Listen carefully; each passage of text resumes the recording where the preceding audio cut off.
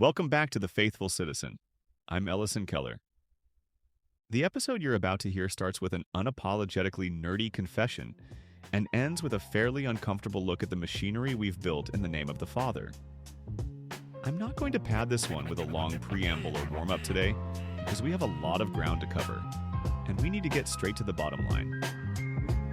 Grab a coffee. Let's dive in. Yeah. Welcome to the space where conviction meets rhythm, where truth got a mic and the church gotta listen. This ain't Sunday talk, it's real life living. Faith in motion, the citizen's mission. We talk grace, we talk justice, we talk peace. Not the kind that conforms, but the kind that frees the world's loud with noise. We cut through division, this is the faithful citizen. Let's get to the wisdom.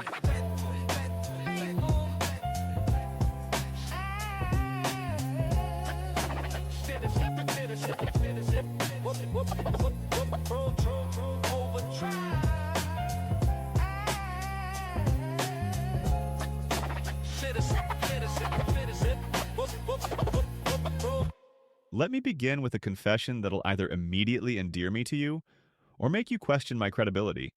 I'm an unapologetic Trekkie. I came of age during the golden era of 90s television sci-fi, raised on a steady formative diet of The Next Generation, Deep Space Nine, and Voyager.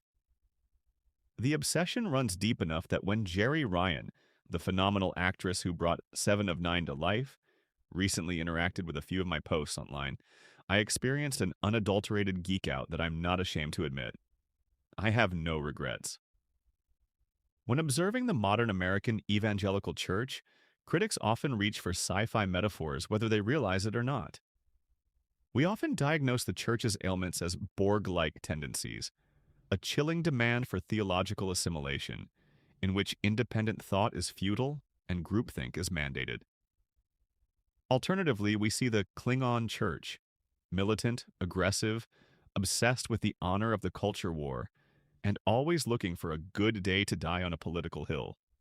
Both critiques have profound merit, but the more I observe the machinery of modern ministry, the more I'm convinced we're looking at the wrong alien species. The most accurate mirror for the evangelical enterprise isn't the Borg or the Klingons, it's the Ferengi. For the uninitiated, the Ferengi are a species introduced in The Next Generation and fully fleshed out in Deep Space Nine. They're unabashed, hyper-capitalist opportunists. Their entire civilization is driven by a singular consuming theology. The acquisition of wealth, specifically the currency known as gold-pressed latinum. Every moral, ethical, and relational decision a Ferengi makes is governed by their sacred text, a revered list of hyper-pragmatic proverbs known as the Rules of Acquisition. While we like to believe our ministries are modeled after the early church in Acts, a closer look behind the ecclesiastical curtain reveals a different reality. Sometime over the past few decades, the American church quietly swapped spiritual metrics for corporate ones. We baptized the business model. We turned seekers into consumers, pastors into brand managers, and the gospel into a scalable product. The unwritten rules of the modern ministry machine are startlingly transactional. In our pursuit of institutional growth, we might find that the Ferengi Rules of Acquisition describe our church growth strategies far better than anything the Apostle Paul ever wrote. At the core of both the Ferengi Alliance and the modern American evangelical enterprise lies a shared, untouchable dogma. Growth is the ultimate measure of success. For the Ferengi, the universe is a vast marketplace, and the primary objective of any respectable citizen is to accumulate wealth. Their society doesn't revere philosophers, artists, or saints. It reveres the Grand Nagus and the wealthiest businessmen. Success is tangible, quantifiable, and undeniably materialistic. If we're brutally honest, the modern church's definition of success isn't fundamentally different. It simply uses better PR. We've spiritualized our pursuit of latinum. In the ecclesiastical world, growth is often euphemistically measured in nickels and noses. We justify the relentless expansion of the institutional footprint by calling it reaching the lost or expanding the kingdom. Yet the underlying machinery is unmistakably corporate. This transformation didn't happen overnight. Sometime in the 1980s and 90s, around the time Jean-Luc Picard and the crew of the Enterprise were exploring the Alpha Quadrant, the American church underwent a paradigm shift. We looked at Wall Street's explosive growth and the rise of tech giants and decided that the ancient paths of spiritual formation were too slow and inefficient for the modern era. We needed to scale. To achieve this, the church adopted the CEO model of leadership. The role of the pastor shifted from shepherd, a localized, deeply relational caretaker of souls, to chief executive officer. When you sit in a room evaluating executive leadership, reviewing structural frameworks, or managing large-scale departmental budgets, you look for specific competencies: strategic vision, scalability, market penetration, and fiscal efficiency. Over the past few decades, pastoral search committees have begun seeking the same competencies. We stopped ordaining theologians and started hiring managers. When you change the nature of leadership, you inevitably change the organization's metrics. The fruits of the Spirit, love, joy, peace, patience, kindness, goodness, faithfulness, gentleness, and self-control, are notoriously difficult to chart in a quarterly report. You can't easily quantify a congregation's growth in humility or its deepening capacity for grace. But you can measure attendance. You can track giving units.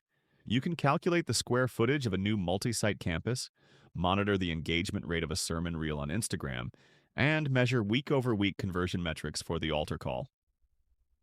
We replace spiritual metrics with corporate key performance indicators. Once these metrics became the standard by which a church and a pastor's career was judged, the Ferengi ethos took root. The institution's survival and expansion became the prime directive. Programs, worship services, and even theology itself had to be optimized for maximum reach and minimal friction. The church was no longer a countercultural community of the faithful, it was an enterprise. Like any enterprise, it survives on consumer acquisition, brand loyalty, and an unyielding commitment to the bottom line. We built the corporation of Christ, and in doing so, we unknowingly bound ourselves to the unwritten rules of acquisition. The Ferengi Rules of Acquisition begin, appropriately, with the bedrock of all capitalist endeavor. Rule number 1 states, with unapologetic clarity, once you have their money, you never give it back. It's the prime directive of profit. In the Alpha Quadrant, it ensures the steady accumulation of wealth. In the modern evangelical enterprise, it has quietly become the governing philosophy of the church budget. To understand how we arrived here, we must look at what the tithe was meant to be and what it has tragically become. In its ancient context, the tithe was an act of radical trust and communal provision. It was an agricultural and economic overflow meant to sustain the priesthood, certainly, but it was equally intended to feed the widow, the orphan, and the stranger at the gates. It served as a localized safety net for the vulnerable. Today, however, the offering plate has often become a vehicle for institutional investment. We've replaced the language of worship and community care with Wall Street's language. We tell congregations they're partnering with the vision, often a sanctified euphemism for funding the enterprise. The tithe is no longer a localized redistribution of wealth to those in need. It's the revenue stream required to keep the ecclesiastical machine running. We've inadvertently created a transactional tithe, conditioning the flock to believe their giving is an investment in the church's brand, rather than a sacrifice for their neighbors. You can always tell what a Ferengi truly values by looking at their ledger, and the same holds for the church. When we examine the pie charts presented at annual business meetings, the prophetic critique writes itself. The lion's share of the modern ecclesiastical budget goes to maintaining and expanding the organization itself. We launch multi-million-dollar capital campaigns to fund sprawling architectural monuments to our own relevance. We invest heavily in state-of-the-art AVL, audio, video, and lighting, rigs, multi-site campus acquisitions, and smoke machines. Meanwhile, the Benevolence Fund, the tangible dollars earmarked to keep a single mother in her apartment, help a struggling family keep the heat on, or feed the food insecure in the immediate neighborhood, is often a microscopic sliver of the overall budget. We prioritize capital campaigns over local charities. We build empires of drywall and LED screens while ignoring the marginalized living in the shadows of our steeples. The haunting question we must ask ourselves is this: if a church were to suddenly close its doors permanently, would the surrounding area code mourn the loss of its radical economic generosity?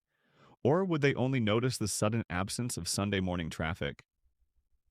When rule number one is in play, the institution absorbs capital but rarely returns it to the wild. The fatal flaw in this Ferengi-inspired model of ministry is the culture it inevitably fosters. If you build a church on the principles of market capitalism, if your primary goal is to acquire and retain customers through a highly produced Sunday experience, you'll attract a crowd. But you won't build a congregation, you'll build a consumer base. Consumers, by their very nature, are fiercely disloyal. They shop for the best product. When you treat the tithe as a subscription fee for religious goods and services, the congregant begins to expect a return on investment. If the worship band has an off week, the pastor's sermon series isn't entertaining enough, or the children's ministry doesn't rival a theme park, the spiritual consumer simply packs up their giving unit and drives down the street to the newer, shinier megachurch. The Ferengi understand that to keep the latinum flowing, you must constantly dazzle the customer. But spiritual consumers never mature into disciples. They merely become critics. When a church operates as a vendor, it forfeits the moral authority to ask for true cross-bearing sacrifice. It can only ever ask for continued patronage. And as long as the money keeps coming in, the enterprise rarely asks whether the soul is actually being formed. After all, once you have their money, you never give it back. In the Ferengi Alliance, wealth is the ultimate pursuit, yet it isn't always measured in physical bars of gold-pressed latinum. In the modern economy, both in the Alpha Quadrant and here on Earth, the most valuable currency is often attention. Rule number 10 of the Rules of Acquisition states a grim, unyielding truth: greed is eternal. While the Evangelical Church might bristle at the harshness of the word greed, preferring more palatable sanctified terms like vision, reach, or influence, the underlying appetite remains remarkably similar. We've entered the era of the pastoral platform where the hunger for visibility has effectively eclipsed the calling to localized obscurity. Historically, the pastoral vocation was deeply rooted in a specific geography and a specific people. It meant knowing the names of the congregants whose hospital rooms you visited, whose children you dedicated, and whose parents you buried. But the corporation of Christ demands scale. Today, a pastor's legitimacy and success are often measured not by the quiet depth of their local care, but by the loud breadth of their digital footprint. We've cultivated a ministry culture that lusts after book deals, podcast downloads, blue check marks, and coveted speaking slots at national conferences. The green room has replaced the prayer closet as the ultimate sign of spiritual arrival. The pursuit of this platform is insidious because it masquerades as evangelism. We convince ourselves that we need a larger stage to spread the message, but in the process we become hopelessly addicted to applause. In the modern ecclesiastical enterprise, greed is often a hunger for relevance.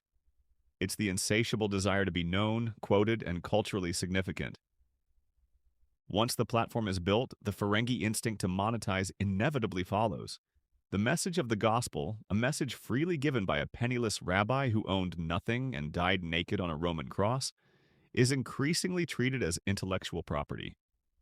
We see ministries trademarking catchphrases and sermon series, legally protecting their content from use by other believers. We witness pastors hiring high-priced, secular PR firms to manage their public image, secure favorable media placements, and ruthlessly scrub negative reviews or critical articles from the internet. Worse still is the dark money behind ministry marketing. Church budgets are quietly reallocated to buy social media followers, creating the illusion of a massive online movement. Millions of tithing dollars are funneled into bulk buy campaigns, purchasing massive quantities of the lead pastor's new book to artificially manipulate the New York Times bestseller list. It's the unapologetic commodification of the sacred. The gospel is no longer just good news. It's a proprietary methodology, packaged, branded, and sold to the highest bidder to maximize the enterprise's market share. The tragic cost of this relentless pursuit of platform and profit is the fundamental distortion of pastoral identity. What happens to the flock when the shepherd becomes a brand manager? The church's entire ecosystem shifts. A shepherd's primary mandate is to protect the sheep from wolves, even at great personal cost.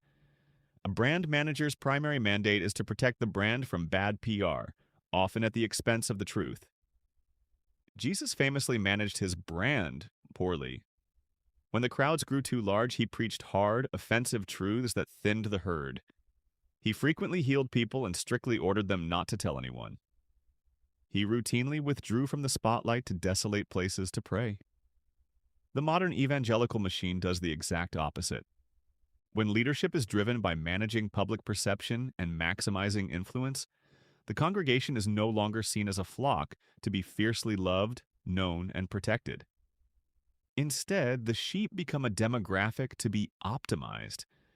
They're reduced to data points in an engagement strategy, stepping stones on the pastor's path to national prominence.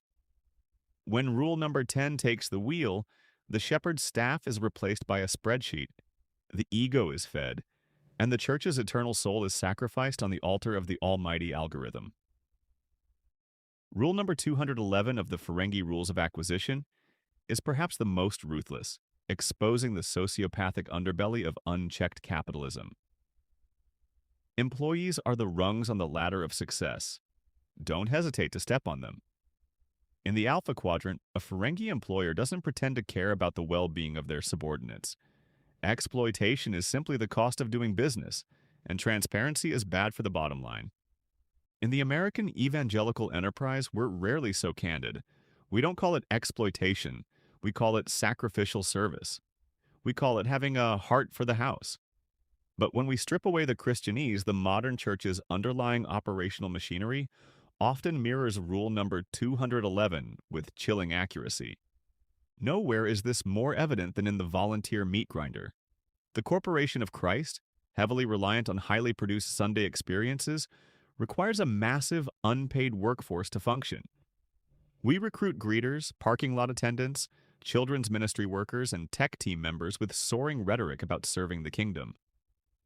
Yet the sheer volume of labor required to sustain the weekend production often turns these well-meaning congregants into cogs in a spiritual machine. They're asked to arrive before dawn and stay long after the final service, week after week. When exhaustion inevitably sets in, the system rarely offers rest. Instead, it offers guilt. Are you not committed to the vision? Are you not willing to pour yourself out? The enterprise steps on these rungs until they splinter. When a burned-out volunteer quietly slips out the back door, emotionally and spiritually depleted, the machine rarely pauses to ask why. It simply recruits a fresh, energetic replacement to take their place. The production must go on. As you move up the organizational chart, the collateral damage only intensifies. Consider the associate pastor paradigm. In the corporate ministry model, the lead pastor is the CEO, the primary rainmaker, and the face of the brand. Consequently, the brand must be protected at all costs. Associate pastors, executive pastors, and ministry directors often find that their unspoken job description is to serve as a blast shield for the man at the top. When a controversial decision is made, the associate is sent to deliver the bad news. When a systemic failure occurs, the subordinate is often quietly transitioned out to signal that leadership has handled the issue. They're chewed up and spit out to preserve the institution's momentum. I've watched countless talented, deeply faithful men and women walk away from vocational ministry altogether, not because they lost their faith in God, but because they realized they were merely expendable rungs on a charismatic leader's ladder to the top. Yet the most glaring, undeniable proof that the church has fully embraced the Ferengi ethos is the normalization of NDA culture. Over the past decade, non-disclosure agreements have become a standard severance tool in the megachurch world. Let that sink in for a moment. An institution founded on the premise that the truth will set you free routinely uses corporate legal documents to buy the silence of its former employees. Why does a church need an NDA? You don't ask a departing staff member to sign a non-disparagement clause to protect the gospel. The gospel needs no such protection. You use an NDA to protect the brand. You use it to ensure that the systemic abuse, financial mismanagement, or toxic leadership culture behind the curtain never sees the light of day. You use it to protect the flow of latinum.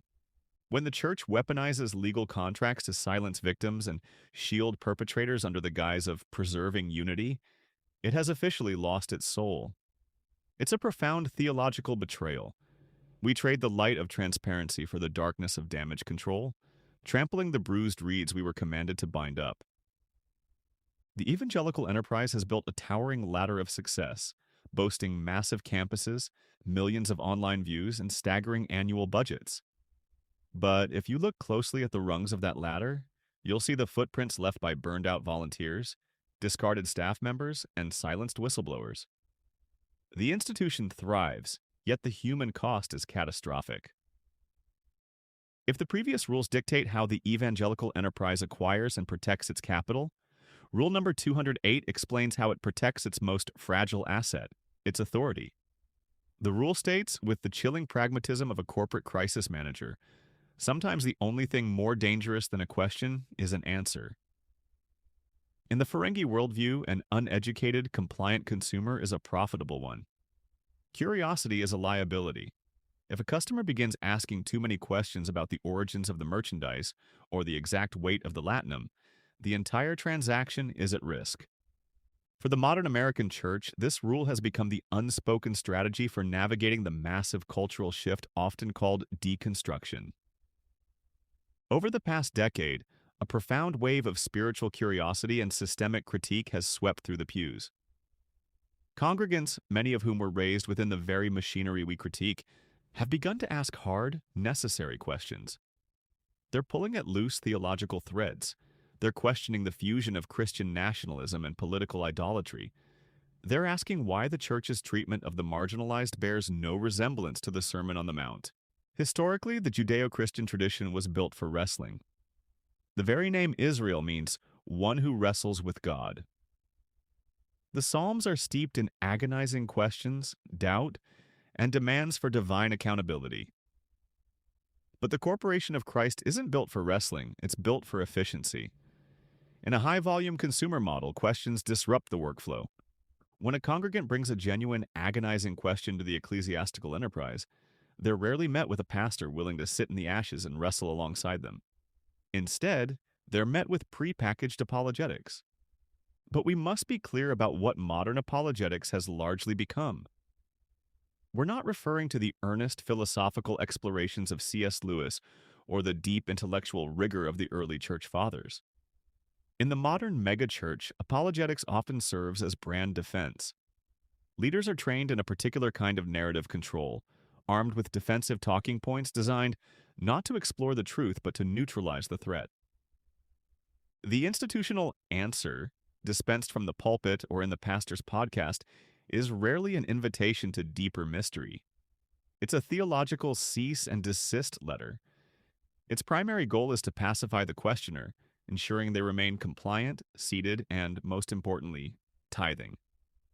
If the questioner refuses to be pacified by the prepackaged answer, the enterprise simply labels them rebellious, bitter, or backslidden, effectively excommunicating the liability to protect the remaining consumer base. Why is the enterprise so deeply afraid of these questions? Because, as rule number 208 warns, the honest answer is infinitely more dangerous to the institution than the questions themselves. Imagine what would happen if the evangelical machine offered honest answers to the questions driving the mass exodus from the church. Why does our theology of grace not align with our culture of exclusion? Because an us versus them culture war is far more lucrative and unifying for the brand than the messy, unprofitable work of unconditional love. Where does the money actually go?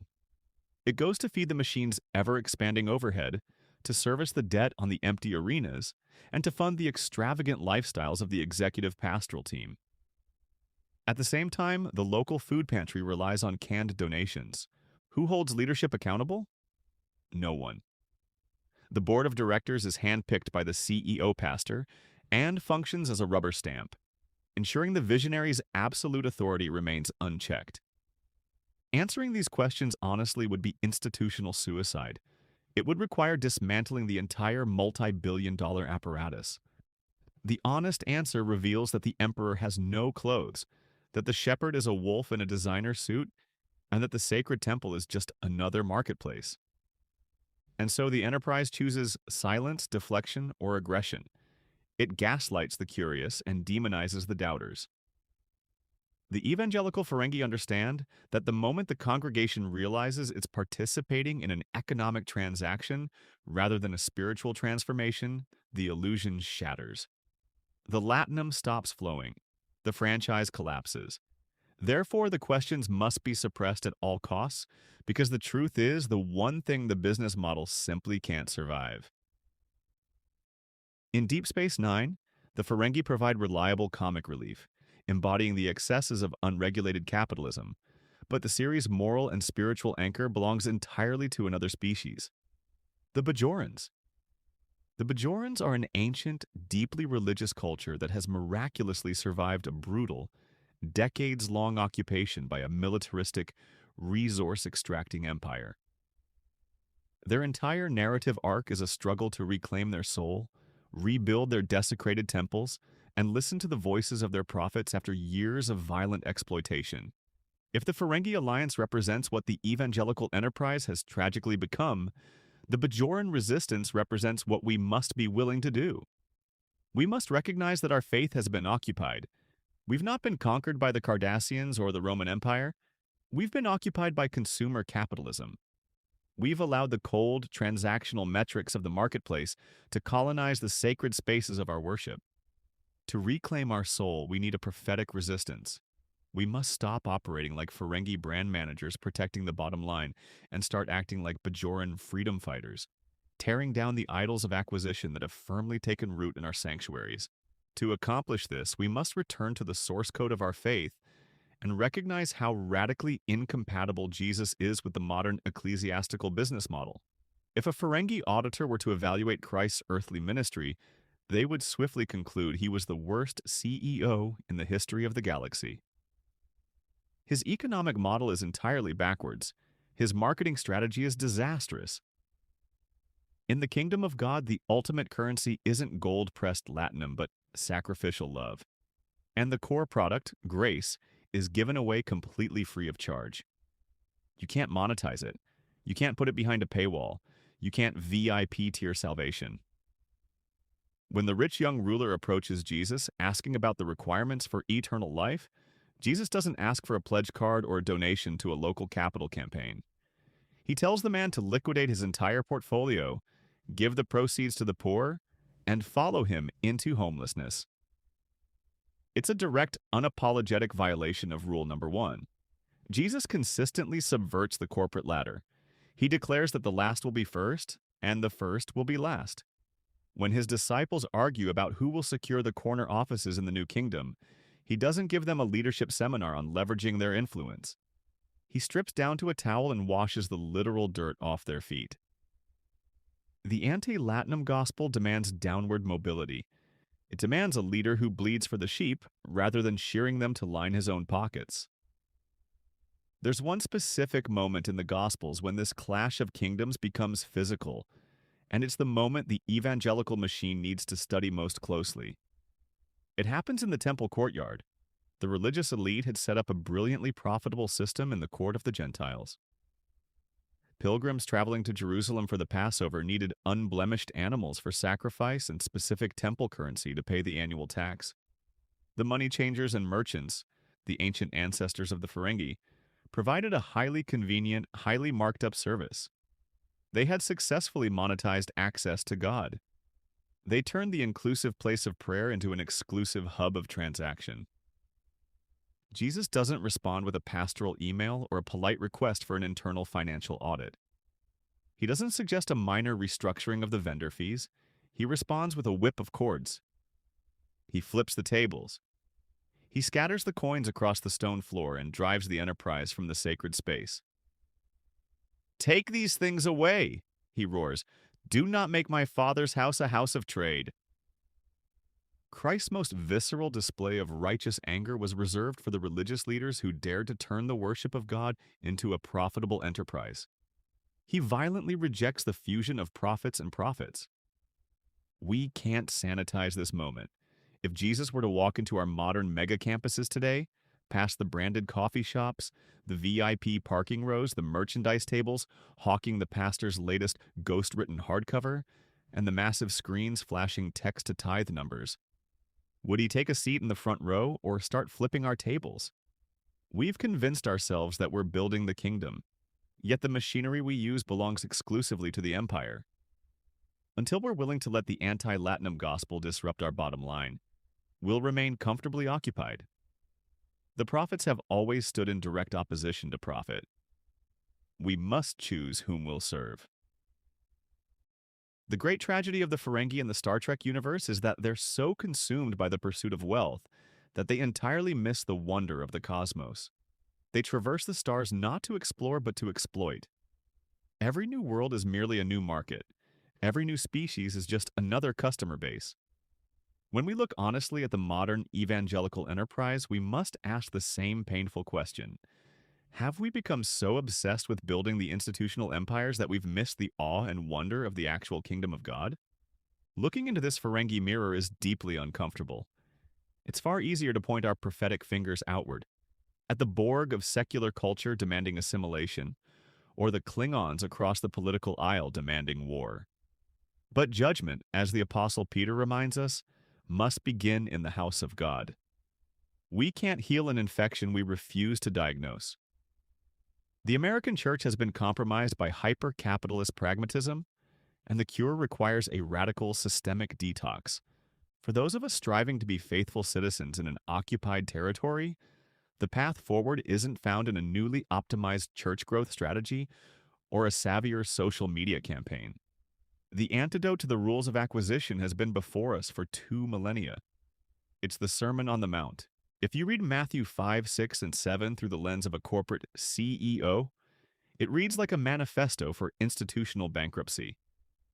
Blessed are the meek, the poor in spirit, the merciful, the peacemakers. This is terrible business advice. You can't build a massive, lucrative franchise on the promise of mourning and persecution, but you can build a resilient, beautiful, and eternal kingdom on that foundation. The Sermon on the Mount is the ultimate rejection of transactional thinking. It's a call to a life where love is given freely, enemies are forgiven rather than conquered, and treasure is stored in heaven rather than in multi-site real estate and branded merchandise. To reclaim this, we must stop settling for a consumer-grade religion. If we're tired of being treated as giving units, volunteer cogs, and demographic targets, we must stop acting like consumers. We must stop judging our local churches by the production value of the weekend experience or the charisma of the lead communicator. Instead, we must ask the harder, distinctly non-corporate questions. Does this community actually look like Jesus? Are the marginalized in our specific area code being tangibly cared for? Is the leadership accountable, transparent, and marked by a downwardly mobile humility? If the answers are no, we must have the courage to politely decline the transaction and walk away from the ecclesiastical marketplace. At its core, the enduring magic of Star Trek was never really about the warp drives, the alien prosthetics, or the space battles. It was rooted in a profound, relentless optimism about the future. In The Next Generation, Captain Picard famously explains to a time-displaced 20th century capitalist that humanity has finally evolved. The economics of the future are somewhat different, Picard says. We work to better ourselves and the rest of humanity. The evangelical church is in desperate need of a similar evolution. We need to outgrow our adolescent obsession with acquisition. We must shed the heavy, cumbersome armor of corporate metrics, brand management, and insatiable greed for cultural influence. It's time to leave the Ferengi marketplace behind, turn the tables on our own making, and return to the simple, radical, and beautiful work of bettering one another in the name of a penniless, crucified king. That's all for today's episode. The shift from a Ferengi marketplace back to a genuine, spiritually vibrant resistance won't happen overnight, and it almost certainly won't happen from the top down. It happens quietly, locally, and deliberately. It happens when faithful citizens decide to stop buying what the enterprise is selling and start investing their lives back into the actual, messy, beautiful kingdom of God. I want to hear your thoughts on this one. Which rule of acquisition hit closest to home for you? Or what question are you currently asking that the institution is afraid to answer? Let's talk about it. You can find us over on Threads or Substack. I don't care about polished marketing. I care about the actual conversation. So drop a reply, push back, or share your own story, and let's wrestle with this together. If today's episode helped you see the machinery a little more clearly, consider sharing it with a friend who might be sitting in the pews feeling that exact same friction. Until next time, keep asking the dangerous questions and keep looking for the kingdom. I'm Ellison Keller, and thanks for listening to The Faithful Citizen.